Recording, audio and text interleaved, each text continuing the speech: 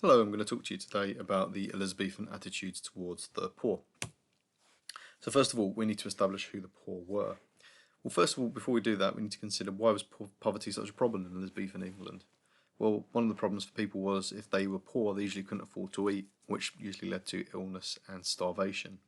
And what Elizabeth tried to introduce at this time was something which was called poor relief, which is where some people got their money, but some people would get it from alms or charity, some would get it from begging, and some people would try and get work by moving from their place to place, moving from their homes to try and find a job somewhere else, and these were called itinerants. Historians in the Elizabethan time usually class somebody as being poor as someone who spent 80% of income on bread, because bread was the main diet of people at this time, and a large percentage of the population were spending large amounts of money on bread basically to survive, so there was a large level of poverty. What historians have also found is lots of people at this time who found themselves in poverty were women, and one of the reasons for this was because either their husbands had died or that their husbands had maybe left them. Now, if these women had to work, they often found that they didn't get paid as much as men as well. Why did poverty increase? Well, first of all, there was an increase in population. The more population there is, the more people need to be fed, and as a result of that, as you can see from the graph on the side, the price of food went up. Another thing that caused the price of food to go up as well was poor harvests. If there wasn't enough food to go around, then obviously there'd be more demand for the food, so people would charge more for it. As I said to you before, bread was the main diet, so people still needed to be able to eat. Lots of farmers found themselves losing their land because the rent on the land was a lot higher, so lots of people ended up getting evicted. And part of this was also to make space for sheep farming, because it was realised that if you farmed a piece of land, then you would need lots of people to farm the land, whereas if you need just one or two people to herd the sheep, then it was much less people, so that led to sort of lots of unemployed farmers who'd either been kicked off their land or because they'd lost their land because they wanted to make space for sheep farming, which was more profitable.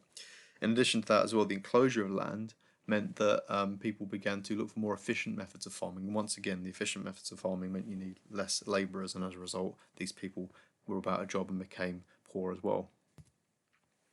Next group of people we need to look at are vagabonds. Now, vagabonds were homeless people who started to wander the countryside begging and stealing. And they were a problem, obviously, because effectively they're committing lots of crimes. And the reason why they were difficult and a problem for Elizabeth is they'd left their villages to work in towns, but they kind of just bounced from town to town, so it was quite hard to see what they were getting up to. And they were outside the major cities sometimes as well, so it was very difficult to monitor the crimes that they were committing.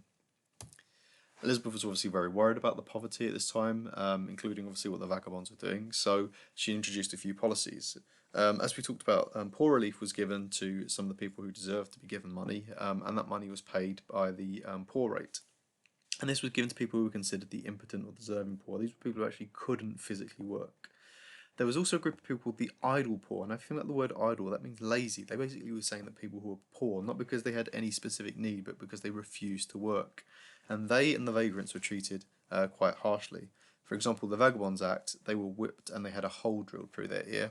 And the Statute of Artifacts basically said that, artificers said that if you were expected to pay the poor rate if you earned an income, and if you didn't, you would be imprisoned. Finally, the Poor Relief Act, and that was basically trying to distinguish between the able-bodied and the idle poor. And if anyone refused to work, if they could have work found for them, they would be sent to a house of correction.